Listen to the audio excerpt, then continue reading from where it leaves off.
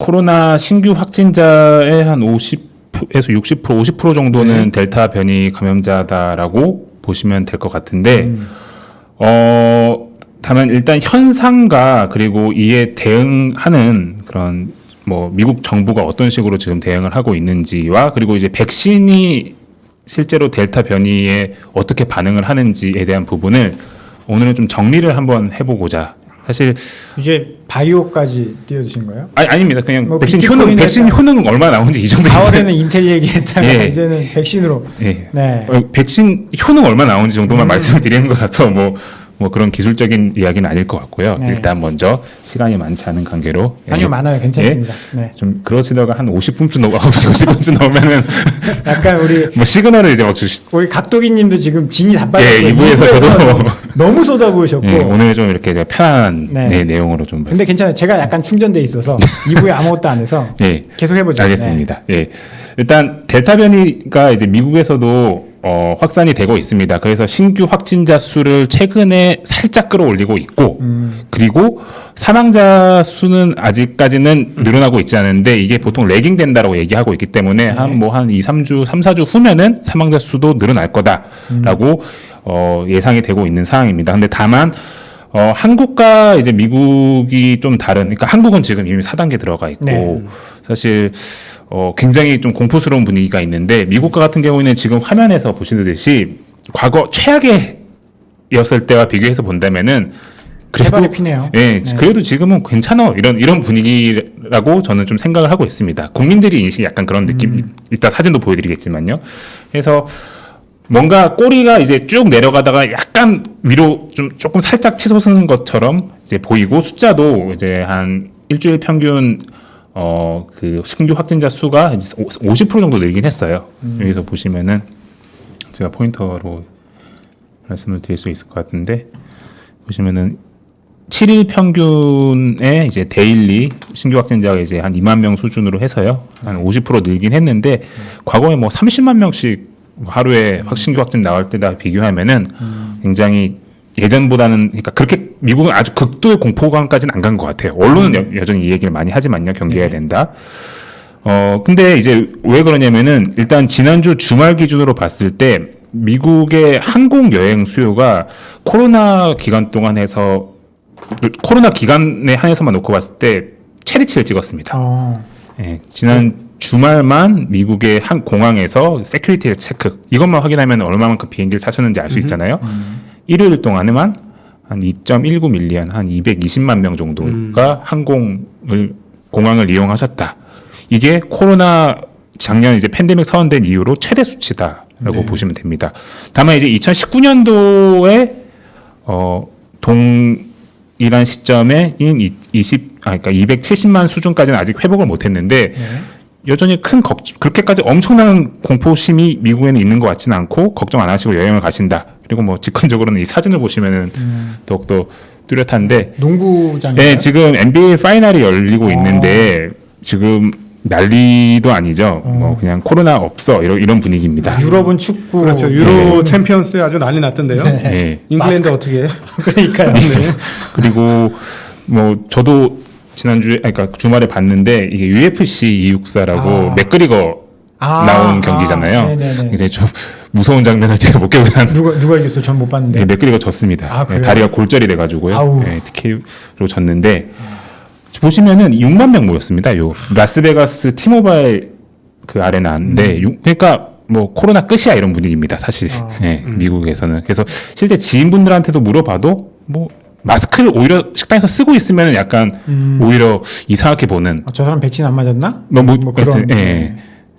뭐 자기 혼자 그렇게 생각하실 수도 있을 것 같긴 한데 그런 분위기라고 해서 실제로 미국은 지금 경제 재개가 지속이 되고 있는 분위기다라고 보시면 될 것 같아요. 근데 그럼에도 불구하고 델타 변이는 약간 신규 확진자 기준으로 봤을 때 우세종으로 좀 되고 있는 상황입니다. 그래서 우리도 델타 변이 걱정을 많이 하는데.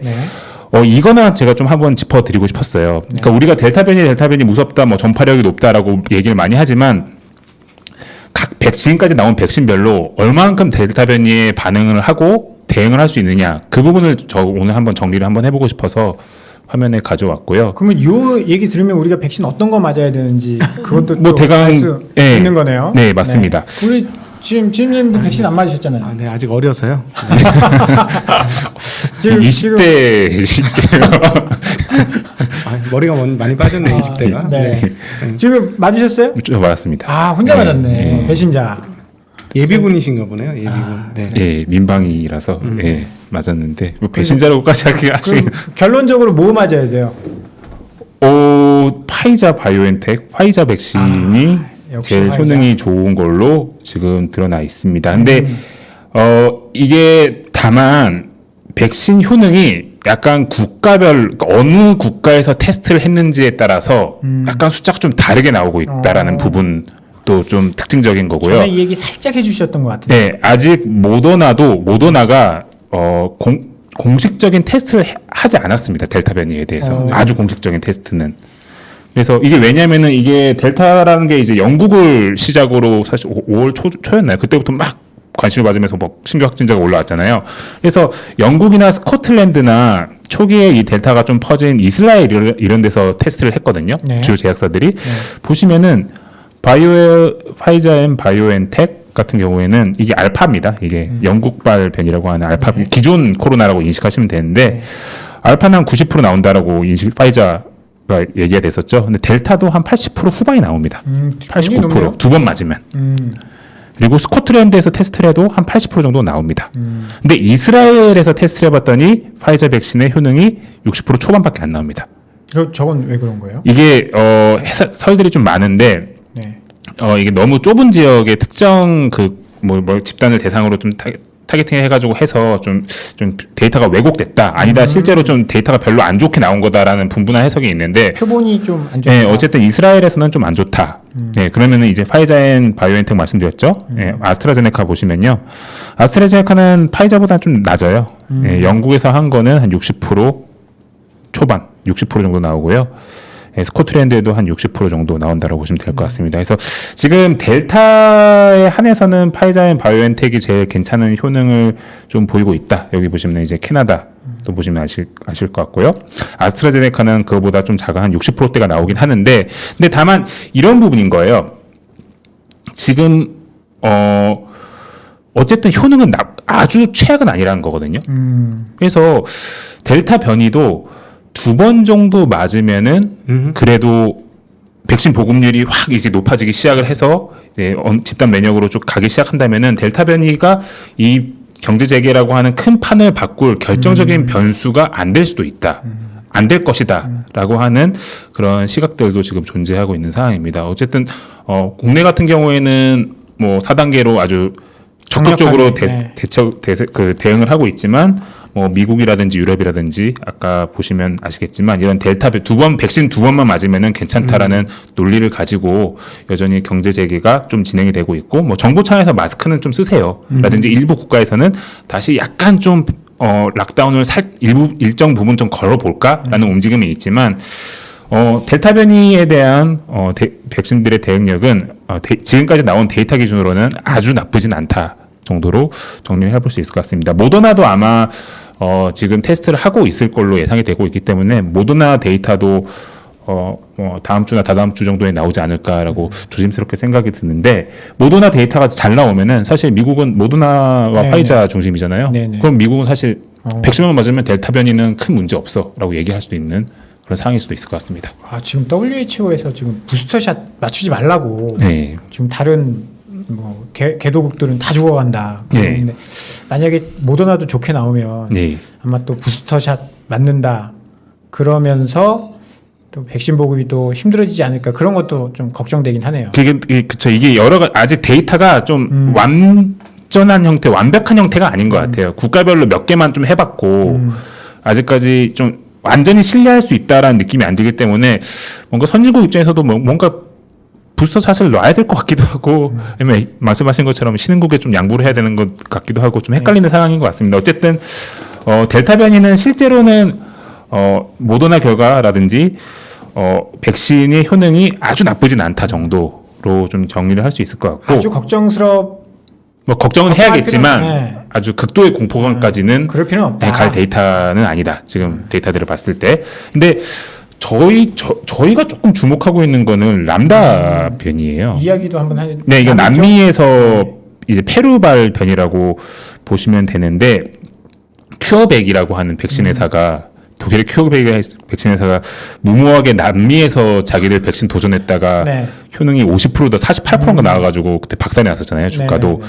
이게 이런 람다라든지 이런 델타 이외의 변이들에 대응을 못해서 이런 일들이 생겼다라고 보시면 될 것 같습니다. 근데 그러니까 걱정스러운 게 델타는 아까 보셨듯이 데이터가 기존의 변이가 어느 정도 대응을 할 수 있다라는 느낌이 살짝은 드는데 이 람다 등등의 람다 세타 뭐 이런 게 있는데 등등의 다른 새로운 변이들은 대응 안 될 수도 있다라는 우려가 여전히 남아 있어서 남미에서 지금 이렇게 막 퍼지고 있는 이런 람다 변이의 추이도 이게 확 신규로 이렇게 막 늘어날 건지에 대한 추이도 좀 관심 있게 만약에 람다가 만약에 퍼지기 시작하면은 또 다른 좀 리스크 국면에 들어갈 수도 있다라고 저는 개인적으로 생각하고 있습니다. 그래서 좀 조심할 필요가 있다. 그래서 마스크는 좀 써야 될 것 같고요. 어느 정도 좀 국가 간의 좀 이런 약간의 통제는 좀 지금도 필요한 사항이 아닌가라는 생각을 저는 좀 개인적으로 하고 있습니다. 네, 백신? 지금 네. 미국 CPI 나온 이후로 유럽 시장이 슬금슬금 조금씩 크게는 아니고 약간씩 내리고 있습니다. 아하, 네. 좀 걱정스럽긴 하네요. 네. 미국 근데 뭐 그저 걱정할 만큼 빠지진 않고요. 약간 네, 네, 미국 약간 선물도 슬금슬금? 좀 약간 좀 빠지는 흐름이 네. 나오긴 하네요. 그러면 하다가 뒤에 미국 장도 한번 네. 마지막에 좀 봐주고 가세요. 알겠습니다. 네. 예. 그래서 람다도 주의하자. 마스크 꼭 쓰자. 예, 최근에 국내 언론에서도 람다 얘기를 하기 시작했는데 람다를 좀 주목하실 필요가 있다. 좀 안 좋은 퍼지면 안 좋은 일이긴 하지만 좀 리스크라고 좀 인식을 하셨으면 좋겠다는 그러니까 이제 생각합니다. 주식하는 사람 입장에서 보면 람다가 또 다시 퍼진다 하면 또 뭐 시젠이나 이런 쪽 봐야 되고 네, 그다음에 여기 이제 변이를 또 백신이 또 잡아주니까 네. 어디에 효과가 있다. 또 그런 쪽 좀 봐야 그러니까 큐어백 기준으로는 람다는 기존의 백신이 잘 안 통할 수도 있겠구나라는 그런 생각을 할 필요도 있는 거죠. 또 무서운 그런 얘기를. 리스크적으로. 예. 네. 그래서 이 남미발 리스크도 어느 정도 좀 보실 필요가 있다. 보시면은 제가 네. 이걸 까먹었는데 이 보면은 뭐 남미 지역이 의외로 지금 코로나 칠레 백신 접종 보급률이 굉장히 높아요. 왜 이렇게 높아요, 칠레가? 예, 은근히 58%나 예, 은근히 높은데 네. 그럼에도 불구하고 지금 람다 나오면서 계속적으로 확진자가 늘어나고 있다라는 통계가 나와서 그리고 뭐 이게 페루에서도 지금 81%가 람다 변입니다. 페루는. 아이고. 예. 우세종이죠. 페루에 남미에서는 그래서 좀 조심할 필요가 있다 정도로 정리를 해보겠습니다. 네. 이제 본격적으로 예. 어닝 시즌 정리. 예, 실적 시즌인데요. 예. 그 보시면은 오늘이 13일이죠. 예, 네. 13일을 시작으로 저에게 화질이 안 좋은데 JP 모건을 시작으로 쭉 나옵니다. 이번 주는 금융주들이 아까 알코아도 목요일에 나오네요. 주로 나오고 이제 다음 주부터 넷플릭스, IBM, 뭐 인텔, 뭐 스냅, 트위터 등등의 IT 기업들 그리고 다다음 주는 애플. 어쨌든 또 이제 7월 내내 저 개인적으로도 그렇고 이제 미국 투자하시는 분들이 이제 약간 잠 못 들고 이제 바빠지는 그런 실적 시즌이 시작이 됐고요. 이번 주 말씀드렸듯이 JP 모건, 골드만삭스, 뭐 웰스파고, 시티 이런 금융주들이 주로 시장에서 관심을 많이 받습니다. 전년 대비 기저효과가 상당히 크잖아요. 지금 산업재 같은 경우는 뭐 100% 이상 엄청난 네, 폭으로 폭발적으로 맞습니다. 지금 이익이 증가할 거라고 보고 네. 있는데요. 그래서 금융주도 마찬가지로 전년 대비 기저효과가 엄청 크고 어느 정도 크냐면요. 전년 대비 EPS가 120%, 116% 그러니까. 정도 증가할 걸로 추정을 하고 있습니다. 6개 대형은행 기준으로만 한번 추정치를 뽑아보면요.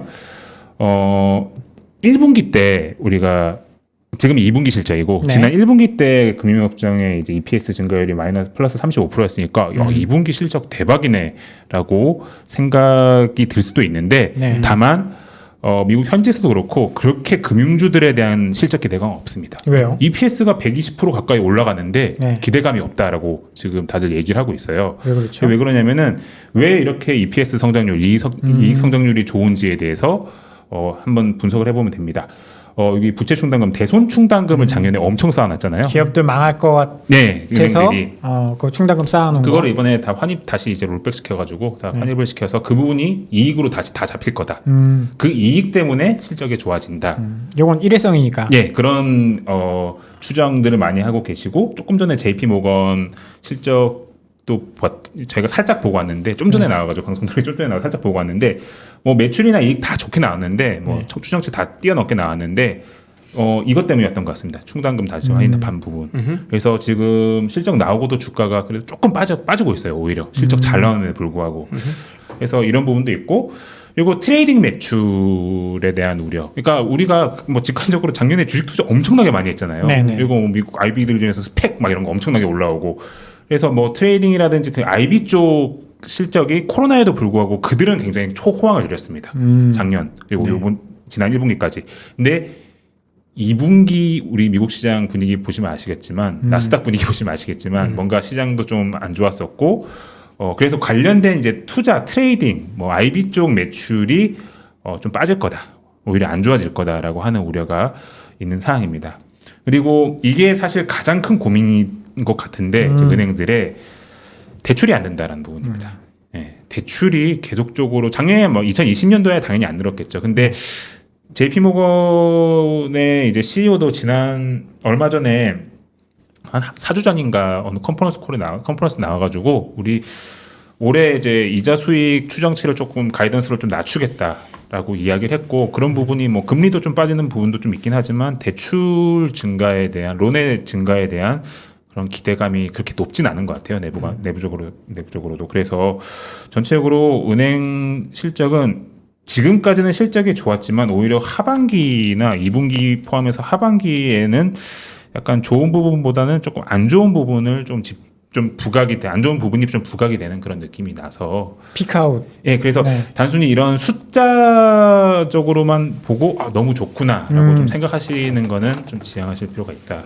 이게 뭐 우리도 마찬가지고 2분기에 안만 좋게 나와도 3분기, 4분기에 2분기보다 적을 거예요. 그러면 주가 빠지잖아요. 네. 뭐 미국도 약간 지금 금융주는 비슷한 분위기인 것 같다 그렇게 봐도 될까요?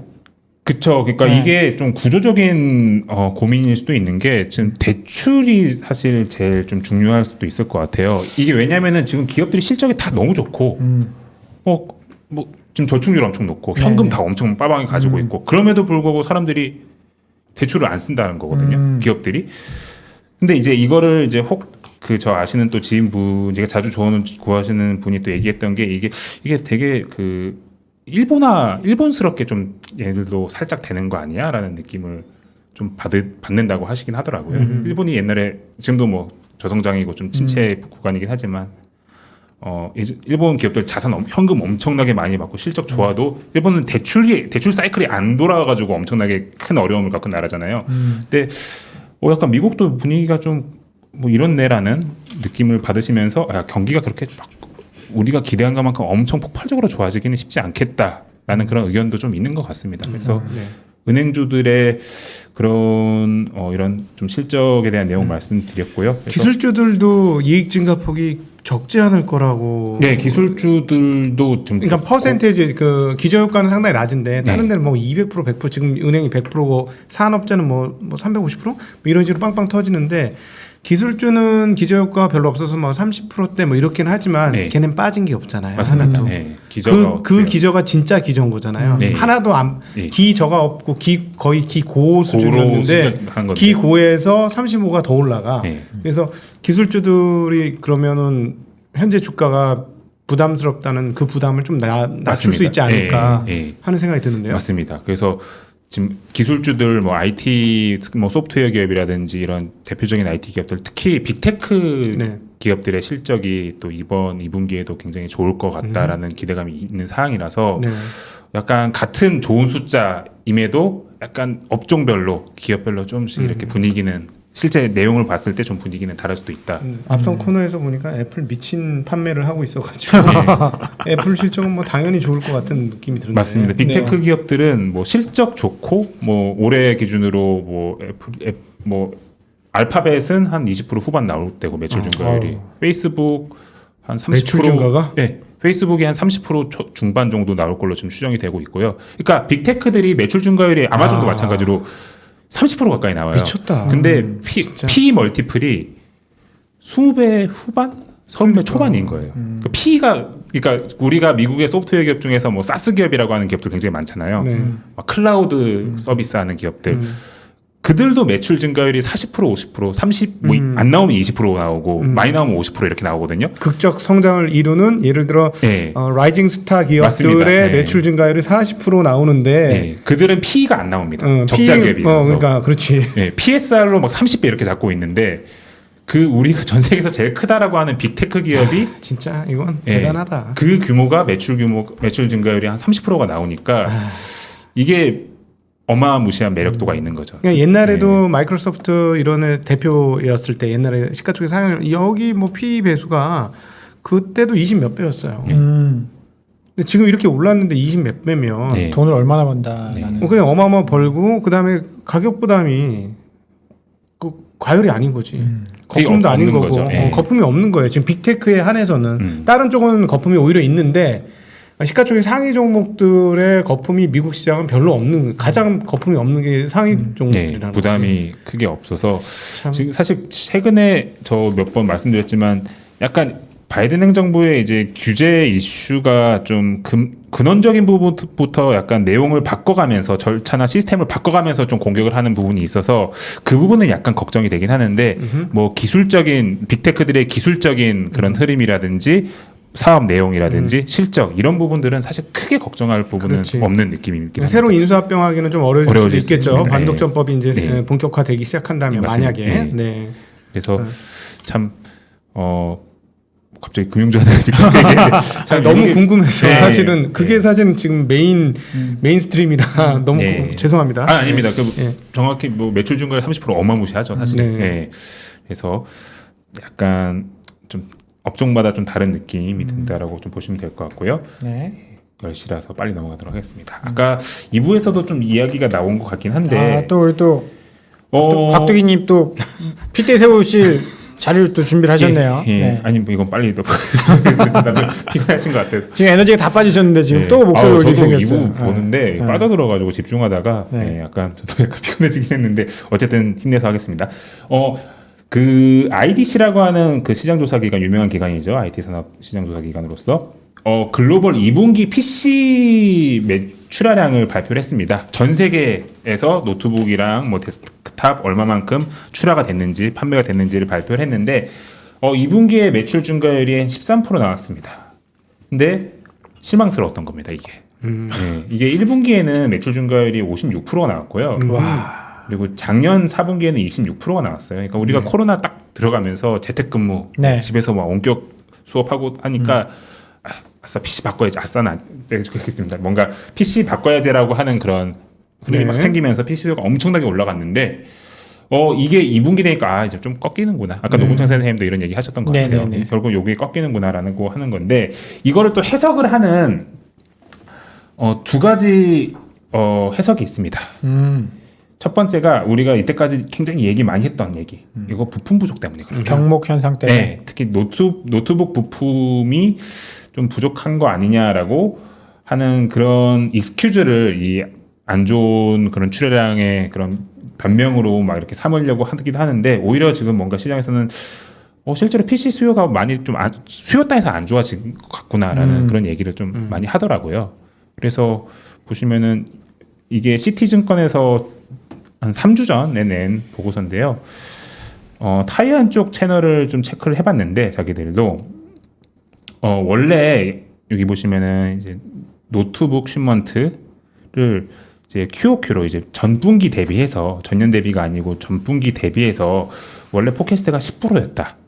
근데 이게 7%로 줄더니 이게 다시 2%로 줄었다. 네. 네. 수요가 줄었다라는 네, 얘기죠. 수요가 줄었다라는 거죠. 그래서 네. 이게 뭐 채널 이게 왜 그러냐면은 이제 채널 쪽에 지금 의외로 이제 노트북이라든지 그런 IT 제품의 수요가 그러니까 재고가 쌓여 있어서 이게 지금 오히려 수요가 엄청 좋을 줄 알고 재고를 쌓아놨는데 수요가 좀 둔화가 되면서 이제 재고가 축적이 되면서 뭔가 출하량이 생각보다 안 나오는 거 아니냐라고 하는 부분을 시티증권에서 얼마 전에 이야기를 했습니다.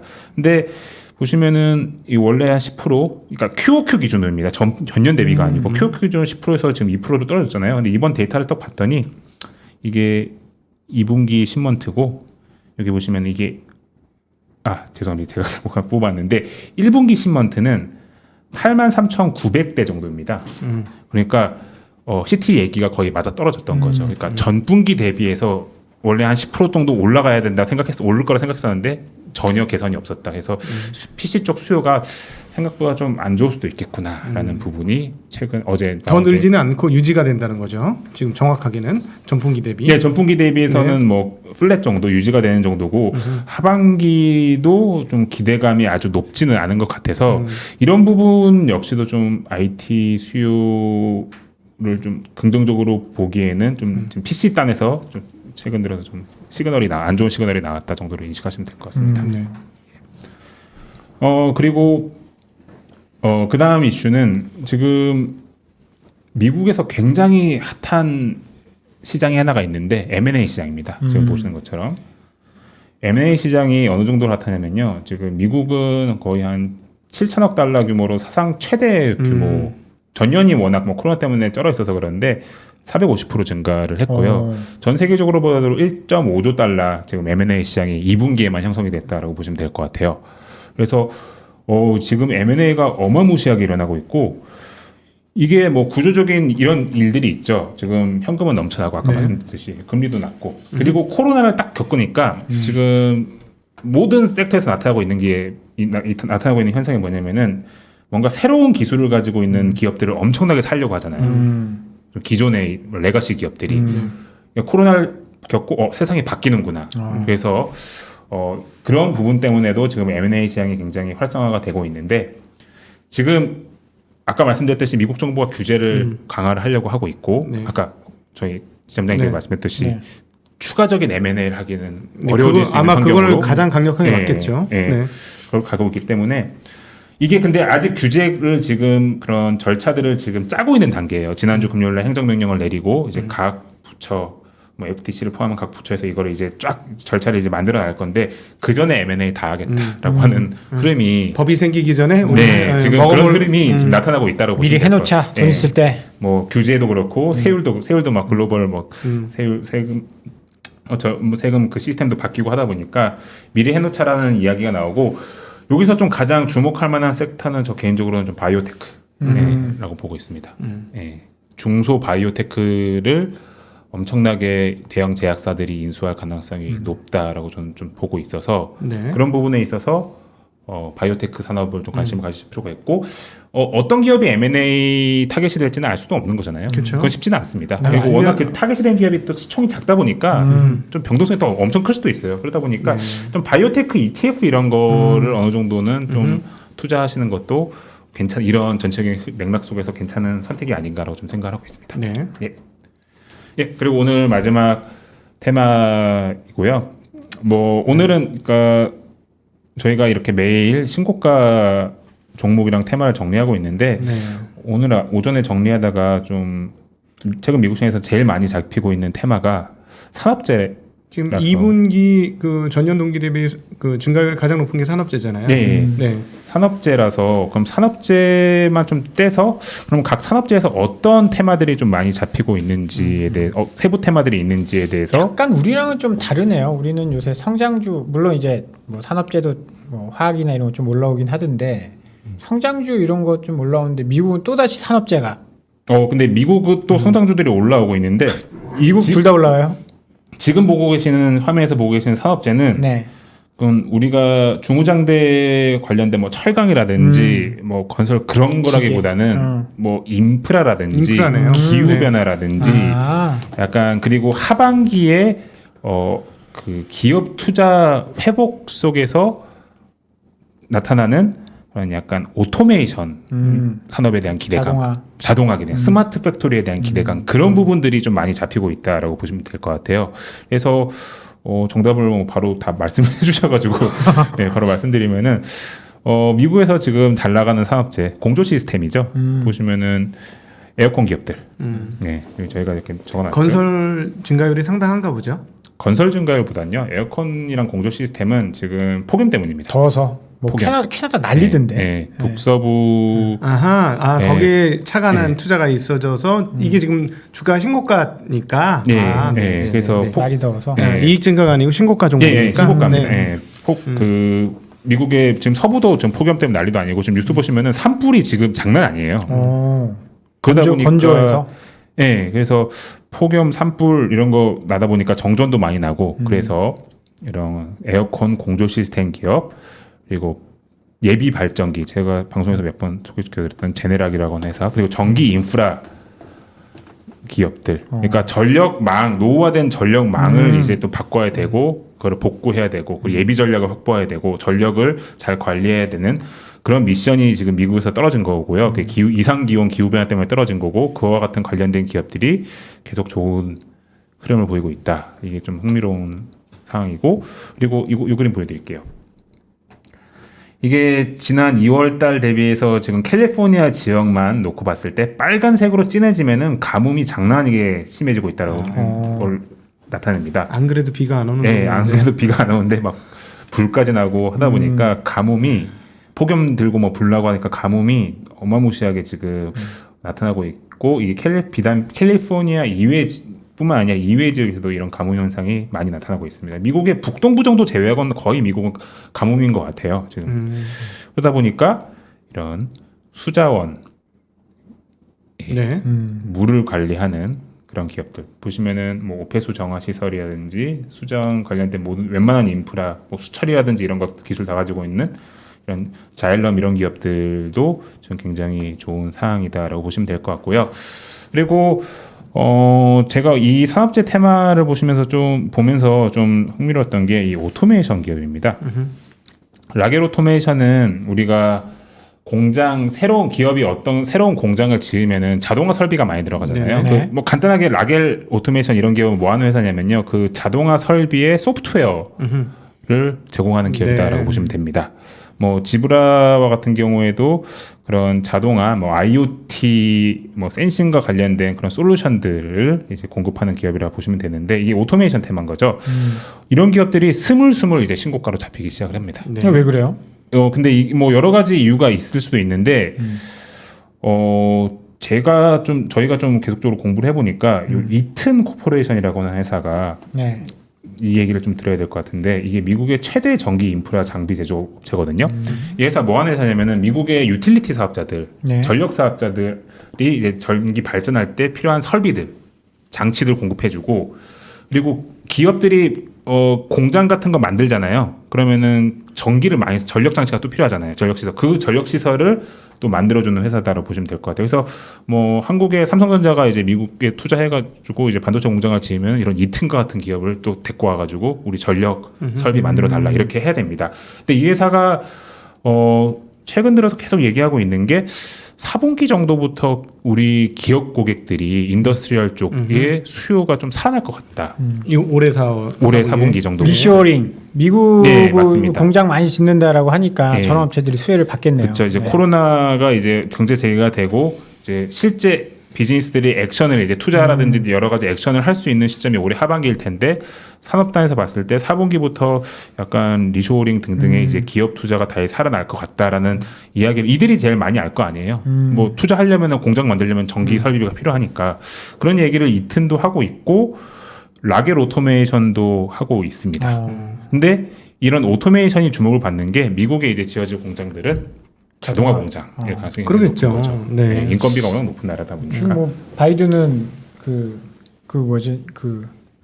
구인, 구직 이런 거에 좀 도움을 받을 걸로 공장 짓는데 자동화하면 어떡하죠? 물론 그거는 사실 정부와 기업 간의 이해관 서로 생각하는 게 좀 동상이몽이라고도 볼 수도 있는데 뭐 일정 부분 당연히 인력을 채용함으로써 그런 정부가 기대하는 효과도 있음에도 공장 지으면 짓죠. 삼성전자도 전 구간 전 공정 다 자동화예요. 그죠?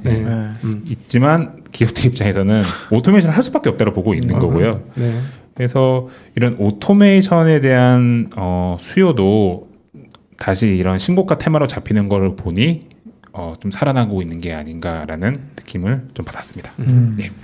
오늘은 이상하도록 하겠습니다. 네. 저희 채팅창에서 정재훈님께서 저 자료 어디서 볼 수 있냐 그렇게 물어보셨는데요. 바바리안 리서치 텔레그램에 들어가면 이 자료는 이 자료는 없나요? 연합인포의 자료실에 가시면은 이 PPT 자료를 받을 수 있을 거예요. 요 PPT 자료는요. 네. 밑에 더보기 누르시면 네. 이 자료실 그 주소가 나와 있습니다. 거기 들어가시면 자료가 다 올라가 있고요. 그리고 요 내용들은 저희 텔레그램에도 저희가 그럼요. 다른 형태로 저희가 텔레그램에서 바바리안 리서치 검색하시면 네. 이거보다 더 깊은 내용들, 네. 더 좋은 내용들 전달해 주실 거죠? 예, 바바리안 리서치 혹은 바바리안 해외 주식을 검색하시면 제가 어느 게 맞는 건지 몰라가지고 지금 정확하게 아니 본인 회사 아니에요? 예?